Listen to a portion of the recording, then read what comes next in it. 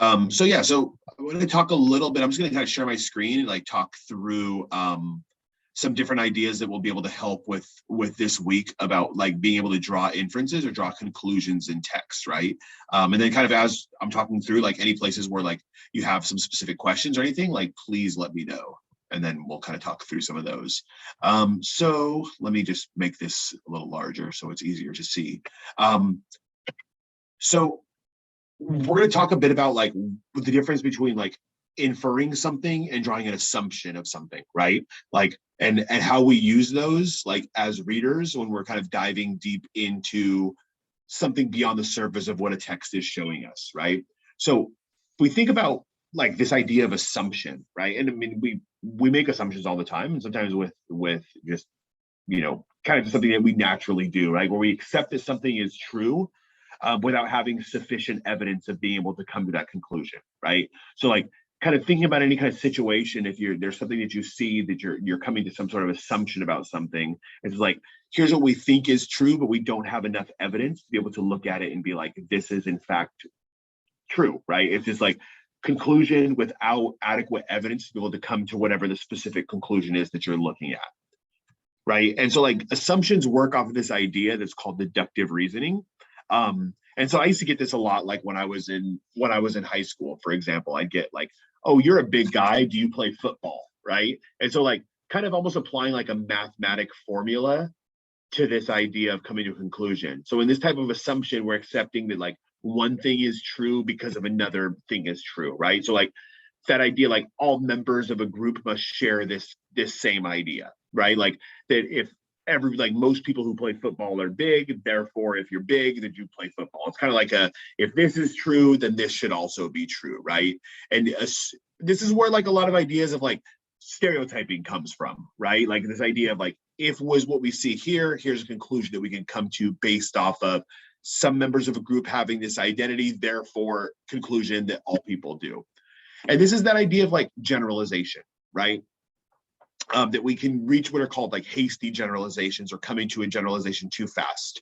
And it's that kind of same idea of, like I said, like with conclusions about a group and assuming that something is true about an entire population or an identity because there's that one element of an identity that maybe we assume people to have all all similar to each other, right? And I think it's that same idea like a DJ talks about, like in the piece that we watched of hers, like that danger of a single story. This idea, like she says it like, it's not that stereotypes are untrue, but it's that they only show that one little piece of the story as opposed to like the whole large story. And so really kind of thinking about this idea of like, in generalizations, people see something and then come to a conclusion very fast without seeing all of the different pieces to be able to come to a more informed conclusion. And that's really what an assumption is. So like, for example, if we look at assumption versus inference. So I got 3 dogs, but 2 sets of, pictures of different dogs here, right? So like, what would you say, like, would you pet these dogs? So the dog on the left, would you pet that dog? Why or why not?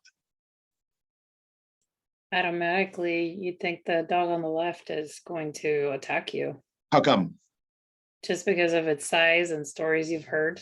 Yeah, right. So there's ideas that we have about like those stories that we've maybe heard with this dog, right? And we also have its size, right? There's just the reality of like it's a good size animal, right? And then, there's association that we can have with the breed, right? Stories we've heard, things we've seen on the news, right? There's a single story related to pit bulls. And so that might inform your decision on whether or not you would want to pet that dog. What about these little dudes to the right? Would you be more likely to pet them than you would the dog to the left? Correct. I would most likely pet a smaller dog than a bigger dog. Yeah. Well, that's the right answer, right? Because those are my dogs. So there's that one piece of it too, where like they're not gonna bite you, right? The one to the right gets a little bit mouthy, right? Where she'll kind of like grab a hold of something like excited, but they won't like aggressively bite it, right? But like there's this idea that like we have a more association. One, just the sheer physical size, that even if my little dogs decided that they did want to nip at you, you could give them a little kick and then they'd be gone, right? Like, not that they would, but just in case they did. Whereas like the other dog, the physical size of it if that dog decided that it wanted to have a piece of me, there's not much I could do to stop it, right? But I think also there's that kind of association that we have. There's the assumption that we can come to based off of the stories that we've seen surrounding small dogs versus larger dogs, specifically maybe looking at a little terrier versus a pit bull or a bull terrier or something like that, right? So like the conclusions that we come from places of either life experiences, come from places of things that we've seen in the news, assumptions that we have about things. All of those kind of inform these decisions that we make. So this idea of like coming to a conclusion without having adequate evidence is something that we do regularly. And this next piece of it is called, there's like deductive reasoning, and then there's inductive reasoning, right? And inductive reasoning doesn't work with the same kind of mathematical certainty or almost like that mathematical formula that deductive reasoning does. Instead, with inductive reasoning, our conclusions are based off of evidence and based off of experiences, right? So instead, with deductive reasoning, it's like, here's a group that shares an identity, here's a conclusion that we come to based off of that evidence that we see.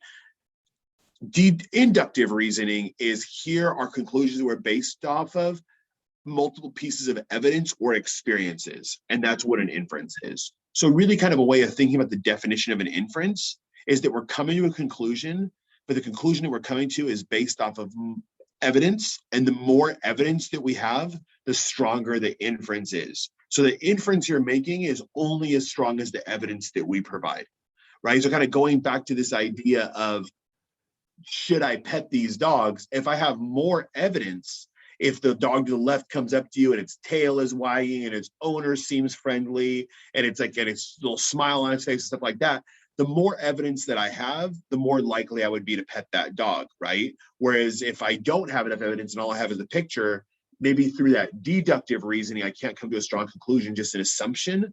But inductive reasoning and coming to an inference, if I have multiple pieces of examples, right, or multiple pieces of evidence to look at, it could lead me to come to a stronger conclusion. And so when we're thinking about building analysis and drawing inference, your schema, your life experiences, what you've experienced in the world helps you be able to process the evidence, right? So really kind of think about is evidence can come from so many different pieces of content of what we're reading, right? That we can look for evidence for being able to draw conclusions from books, from pictures, from body language. We can read situations, right? Like that, all of those different things are different ways that we can process evidence. So again, kind of thinking about if I pet one of those dogs versus another one of those dogs, if I have more evidence other than the single story that I've heard about that specific breed of dogs, if I see the dog's body language, if I see the situation that I'm in, the person who owns the dog, all those different things, I might come to a different conclusion than if I only have just the face value picture of the dog. And so that's what we're doing when we're drawing inference. And so thinking about the evidence that we're using to come to conclusion to, the conclusion that we're able to come to, we're only able to process the evidence if we have this schema to be able to come to a conclusion about the evidence. So schema is you and your life experiences, right? That's the background information we have or the knowledge that we have about something, right? And that'll help us. Each of us approaches something with a different schema. Sometimes we have shared ones, right? Maybe we live in a similar area. There's like a lot of stuff that culturally happens in pop culture, and a lot of us share those same backgrounds, and so we can come to different conclusions, right?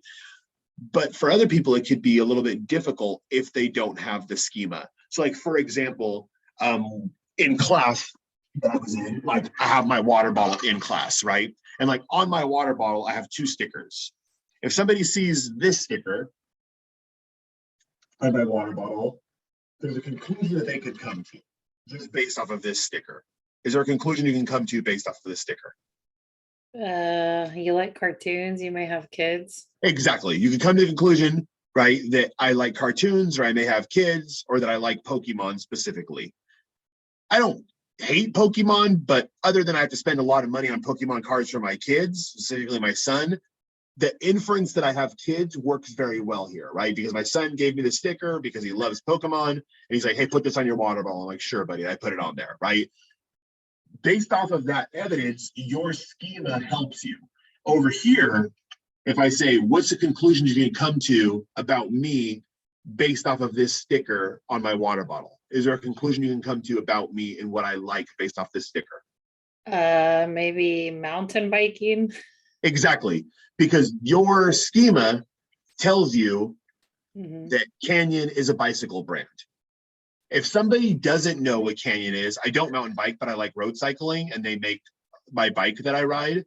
If somebody has never heard of this before or never heard of this brand, they wouldn't be able to come to that inference. Like, so for example, I always think about inference, like in my family, my grandmother, my Mama Rosa from Mexico, has an incredibly different schema than I do, right? She's older than I am. She's from a different part of the world than I'm from. She has different interests than I have, right? And so, like, for example, if I brought my Mama Rosa in here and there was a student in the room that was wearing like a black hat with an orange SF, pretty much everybody in our area could conclude that person is a Giants fan because we know that logo very well. My Mama Rosa can't. In fact, I don't think my Mama Rosa even has the schema to know what baseball is. I don't think my Mama Rosa knows who the Giants are, and I don't think she knows what baseball is. So if I were to ask her, what can you infer about this person's favorite sport? She couldn't tell me because not for any problem, she doesn't have the evidence, but just because her life experiences are different in the same way that maybe there are certain conclusions that I couldn't come to because I'm missing the schema. So the point is the way that we interpret evidence is important because who we are in our life experiences are those filters that we use to help us interpret that evidence, right? We can see this, like sometimes we do that with pictures, right? This is from a wordless graphic novel called The Arrival, and it's about a family and immigration is basically kind of the overall focus of this piece. But you can see just based off of this picture, and in this book, the writer only has drawings. There's not a single word other than the title and the writer's name in this piece. But based off of just this photo alone, there's a lot of conclusions that we can come to about this family and about what's getting ready to happen, right? What are some of the things that you can conclude about them, either emotionally or details you can conclude about their family? The first thing that made me think is lower income level. How come? Maybe he has to go away to work and she's dreading it. Yeah. How come you thought about their socioeconomic status or their lower income level? What made you come to that conclusion? Just of the kind of kitchen they're standing in. Yeah. So maybe the kitchen they're standing in, and there's other details. If you kept looking for other details, could you find other things that show their social status? The type of table and chairs, maybe. Yeah. Or the clothing that she's wearing, not him. No. Exactly. And then we can even keep going. I could say, like, there's a crack in the teapot, there's a chip in the cup, right? Like that there's more examples again and again. And it's like, you're only inferring right now, right? This could be one of these situations where maybe they like using like reclaimed furniture or something like that, right? But the reality is the more evidence you have that stacks up, the stronger the conclusion is you're coming to. So with inferences, writers aren't really telling us things directly. They're showing us things and we're able to come to that conclusion about those things. And so we're able to also do that in text, right? Like, so this is from the Trevor Noah book, right? And Trevor Noah says, here's this quote that he has from the chapter, the second girl that we read, right? And he says, when I look back, I realized that she raised me, talking about the way his mom raised him, like a white kid, not white culturally, but in a sense, believing the world was my oyster. So do we remember maybe examples of the way that Trevor Noah's mom did this? How could we conclude this? What examples does he give us through the book about how his mom raised him culturally white? Or excuse me, not like culturally white, but in the sense of believing the world was his oyster. What kind of things was she able to do that? I think religion was a big part of it. Mm-hmm. And thinking, that he had that God was white, maybe. Okay. Yeah. One of them. And then we also see a lot where she talks about like how he's having books in the house. We see these ideas where she talks about like taking him places and showing him things. Like, here's a place where you can live and this growing up in an environment where there was a massive difference between who had and who didn't, and that was only based off of skin color. His mom wanted him to believe that like you aren't going to be limited by your skin color, right? And so like what we'll see is as you do this week's readings, there's going to be all sorts of different pieces of evidence that he gives to help us come to that conclusion. So this is kind of that moment where we hear, like, sometimes people will use that phrase, like reading between the lines, like someone's giving you evidence, and then you're using that evidence they're giving you to come to those different conclusions. So in Canvas this week, let me just go to stop share really quick, and then I'll show what I'm talking about.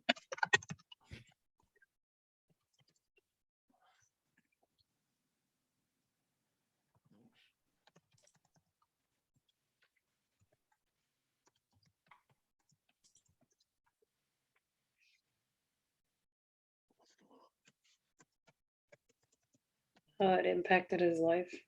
Yeah. I'm just trying to find, there it is. My Canvas was not popping up for some reason.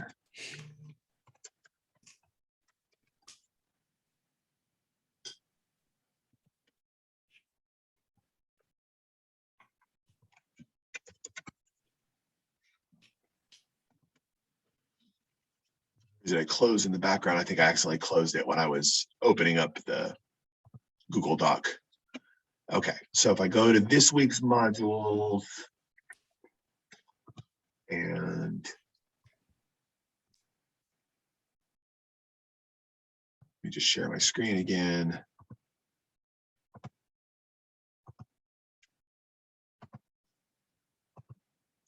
So this week's discussion, a couple things. One of the things that I posted in here is this idea of persuasion, right? And there's a little breakdown of these different, and we're going to look more at these later, but this breakdown of these different rhetorical appeals, right? But basically, like, thinking about, like, a writer can also help persuade a reader or kind of make a reader feel a certain way by, like, using details that help appeal to readers' emotion, using details to help appeal to readers, like ethics, like how readers feel about the things they're reading, or just the logic about what it is they're reading. So there's a section in here to read for this week also that'll break this down a little bit, that'll help with the discussion post. But the big thing that I want to show you really quick, just to kind of tie into what we talked about, is identifying inferences within Born a Crime. So in the same way that we talked about how we can come to these different conclusions, this week you're going to be reading the section that I have, the assigned reading, right? And then in Born a Crime, there's going to be this wide variety of relationships in this assigned reading that Trevor Noah focuses on. So these chapters, he's going to focus on the relationships that he's had with different family members, whether it be like his mom's husband, Abel, right? And so for this discussion post, what you're going to do is looking for evidence to help you support your claim, right? So in your post, maybe you're going to argue that Noah's success is fueled by his mom's never-ending support, and then find evidence from the book to be able to help support that argument. So basically what you're doing is you're making a claim about the relationship that he had with the specific people, right? So for your comment here, things to think about, do you think the relationship with this person exploring, what kind of impact did it have on his life?